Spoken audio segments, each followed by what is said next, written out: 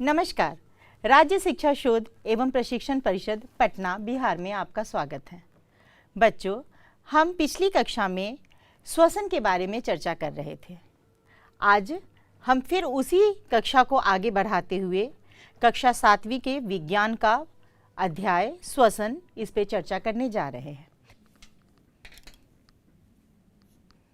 बच्चों, अभी तक हमने जंतुओं में श्वसन के बारे में देखा, एक कोशिकीय जीवों के में श्वसन कैसे होता है वह जाना। अच्छा, एक कोशिकीय जीवों में मैंने आपको बस अमीबा का उदाहरण दिया था। अमीबा जैसे ही आपका पैरामीशियम में भी होगा। तो इस तरीके से ये मत सोचेगा कि मैम ने अगर सिर्फ अमीबा के बारे में बताया, नहीं, जितने भी एक कोशिकीय जीव हैं उनमें उनके बॉडी सरफेस से ही रेस्पिरेशन यानी कि श्वसन होता है।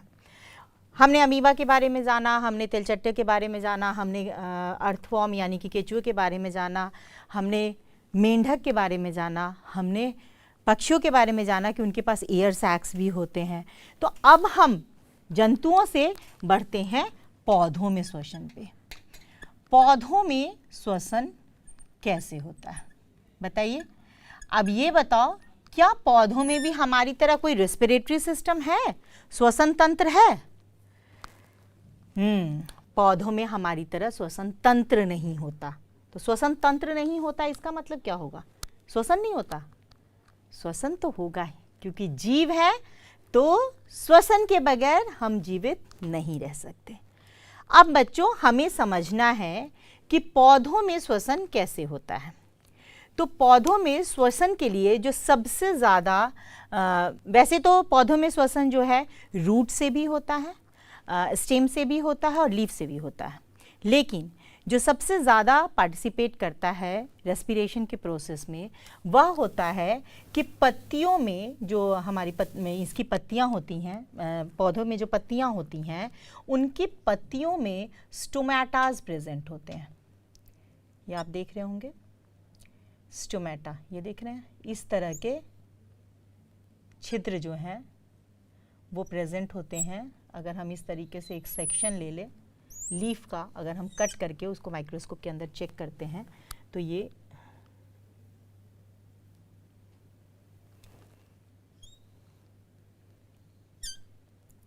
कैसा दिख रहा है आपको? राजमे की तरह ना, बीन की तरह दिख रहा है। तो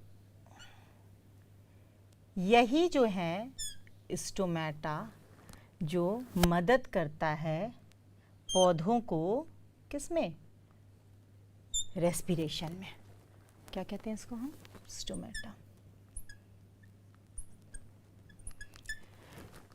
यहां पर भी क्या होगा?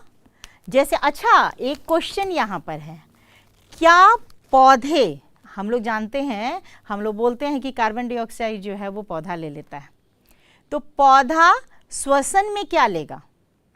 कार्बन डाइऑक्साइड लेगा या ऑक्सीजन लेगा? कंफ्यूजन क्रिएट हुआ। क्या लेगा? कार्बन डाइऑक्साइड लेता है या ऑक्सीजन लेता है? देखो बच्चों, अब अगर हम यहां बात करें, हम किसकी बात कर रहे हैं? हम श्वसन की बात कर रहे हैं। श्वसन में हम भी जीव हैं, पौधे भी जीव हैं।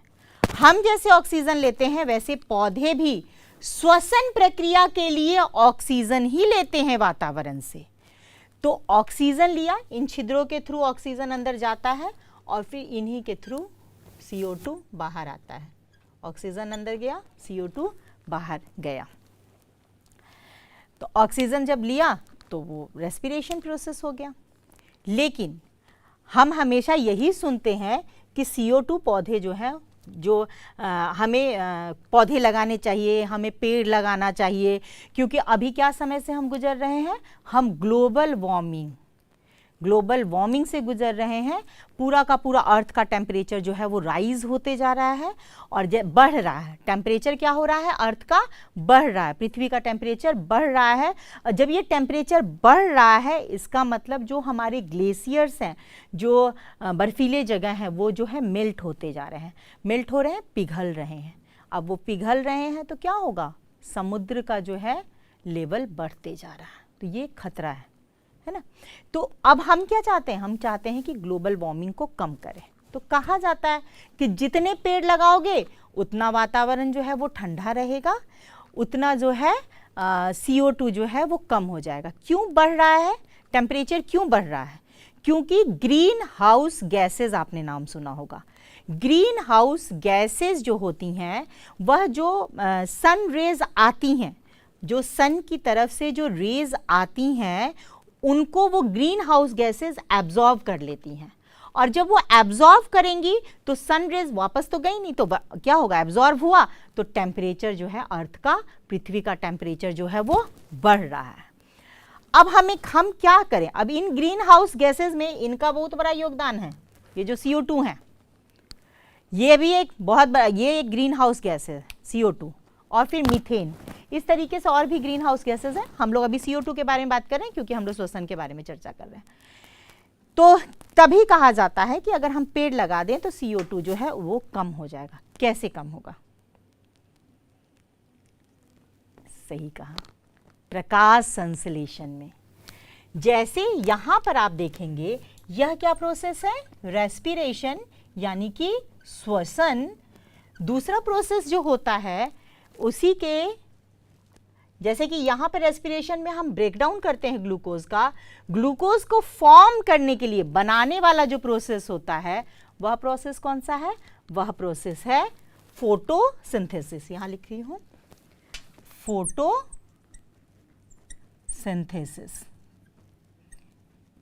फोटोसिंथेसिस मतलब हिंदी में अगर हम इसको बोले प्रकाश संश्लेषण। अब यहाँ पर प्रकाश संश्लेषण में क्या होता है? CO2 प्लस H2O, तो ये क्या बना देता है? क्या बनेगा?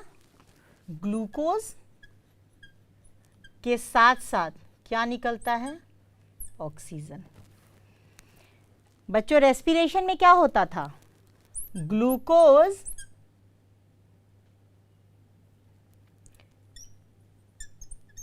प्लस ऑक्सीजन, तो क्या बनता था?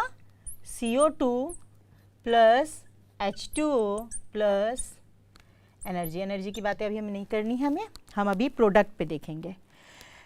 रेस्पिरेशन में ग्लूकोज से कार्बन डाइऑक्साइड बनता है, और यही कार्बन डाइऑक्साइड फोटोसिंथेसिस प्रोसेस में यूज करके क्या बन जाता है? ग्लूकोज बन जाता है।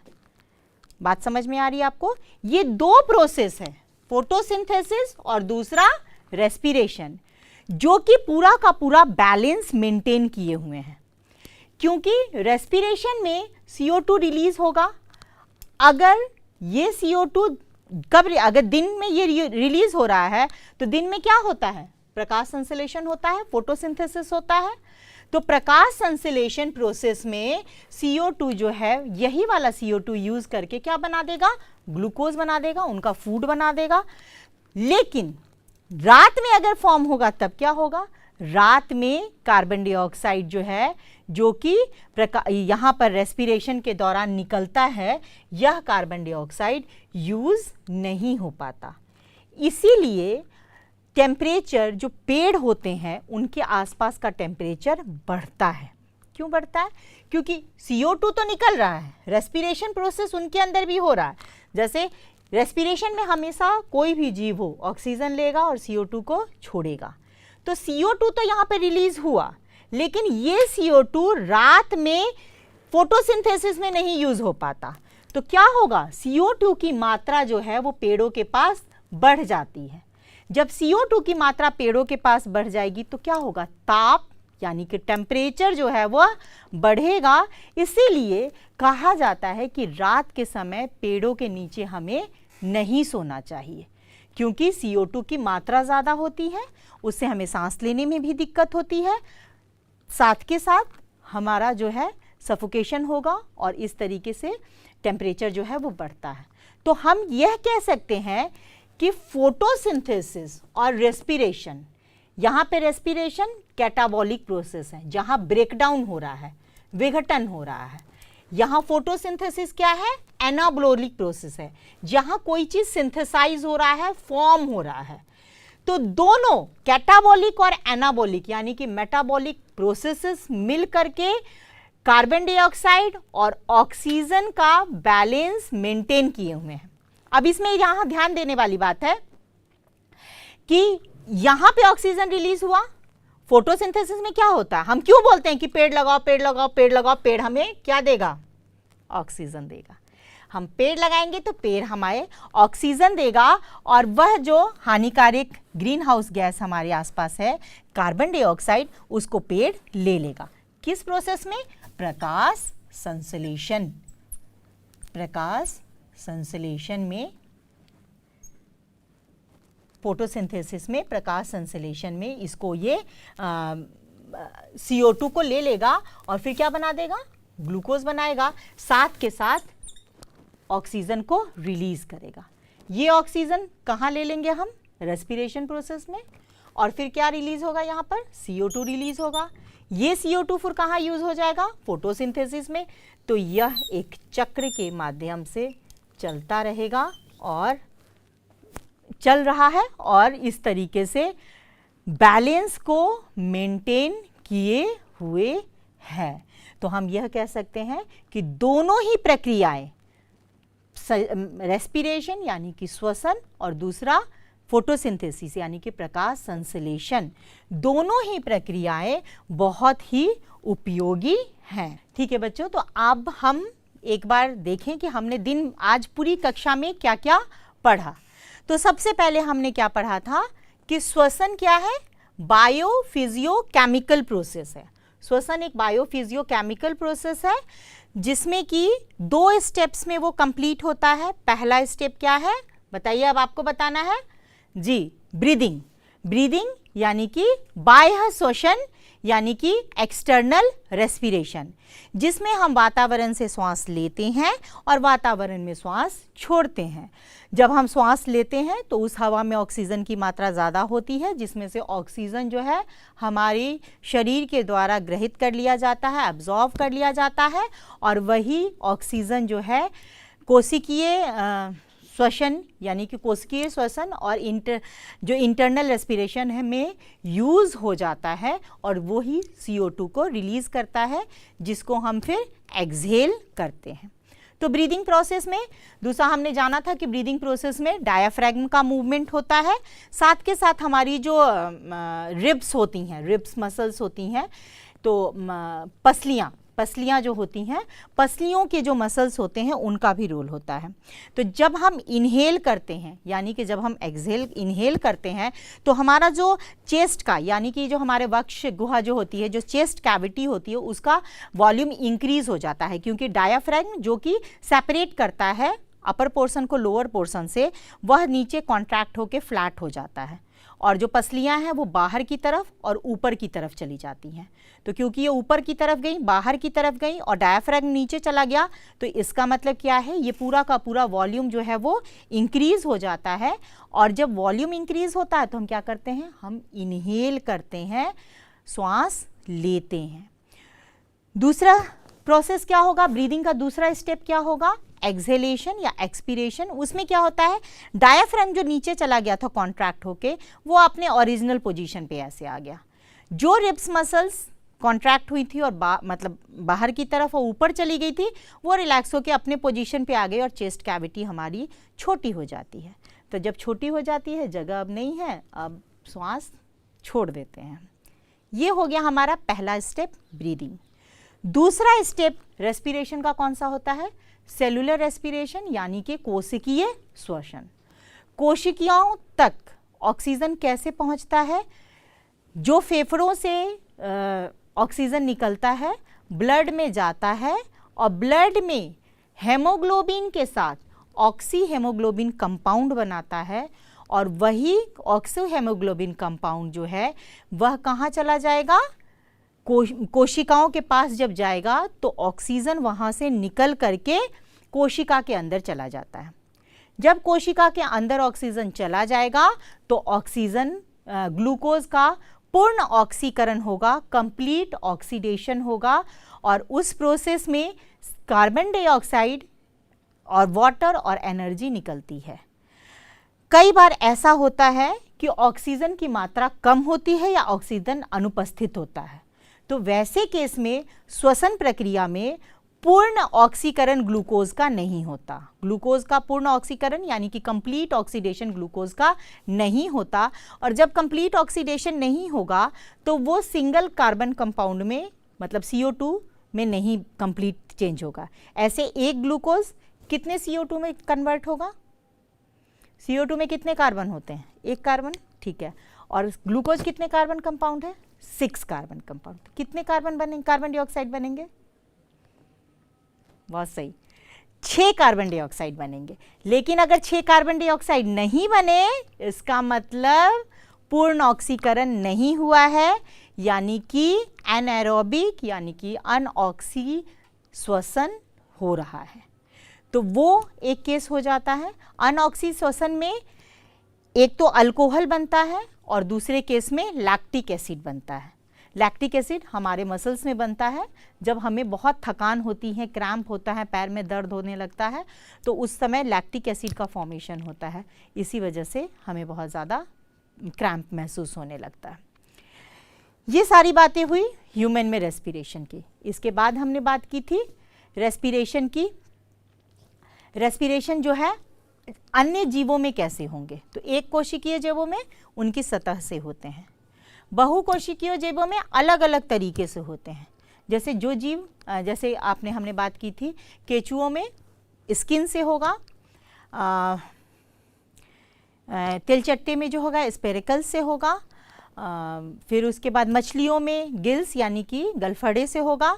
मेंढक में 3 तरह का, मेंढक बड़ा स्पेशल है, मेंढक में 3 तरह के रेस्पिरेशन होते हैं।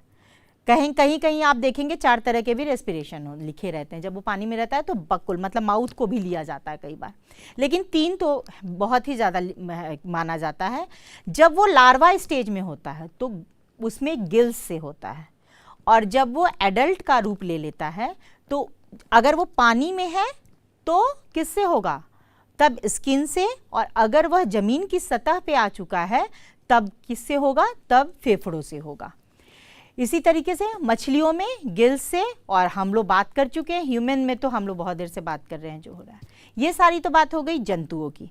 इसके बाद हमने पादप में यानी कि पौधों में रेस्पिरेशन कैसे होता है। तो पौधों में वहाँ कोई श्वसन तंत्र नहीं है, लेकिन कुछ स्पेशलाइज्ड सेल्स हैं, जो छिद्र हैं, जो किस में पाए जाते हैं? जो पत्तियों में पाए जाते हैं। उन स्पेशल छिद्र को क्या कहा जाता है? स्टोमेटा कहा जाता है। वहीं से गैस का आदान प्रदान होता है। ऑक्सीजन वातावरण से लिया जाता है और वातावरण में कार्बन डाइऑक्साइड रेस्पिरेशन के बाद छोड़ा जाता है। यह प्रोसेस पौधों में श्वसन का हो गया, रेस्पिरेशन का हो गया। रेस्पिरेशन प्रोसेस में O2 लिया जाता है, CO2 छोड़ा जाता है।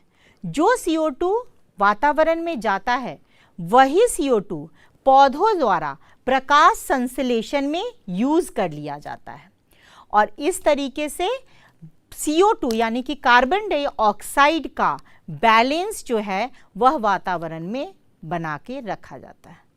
बच्चों, ये तो बातें हुई जो मैंने आपको बताई। अब आपको क्या करना है? आपको तो कुछ गृह कार्य दूंगी ना। अब गृह कार्य ऐसा तो नहीं दूंगी जो मैंने ऑलरेडी पढ़ा रखा है आप लोगों को। तो अब मैं जो आपको गृह कार्य दे रही हूं वह ये है कि क्या बीजों में श्वसन होता है? अगर श्वसन होता है तो आप इसे का पता कैसे लगाएंगे? मेरा प्रश्न मैं लिख रही हूं, आप लोग लिख लें। प्रश्न क्या है? क्या बीजों में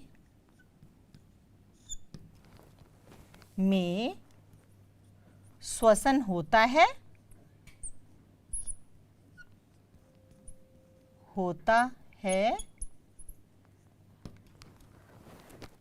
अगर हाँ तो आप इसका पता कैसे लगाएंगे? इसका पता कैसे लगाएंगे?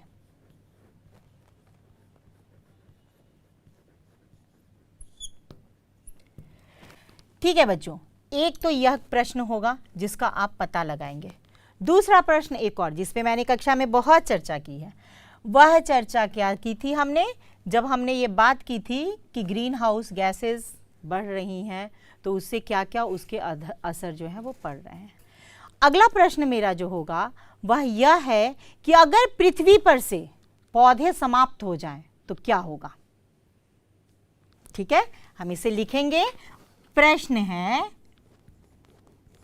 अगर पृथ्वी पर से पौधे समाप्त हो जाएं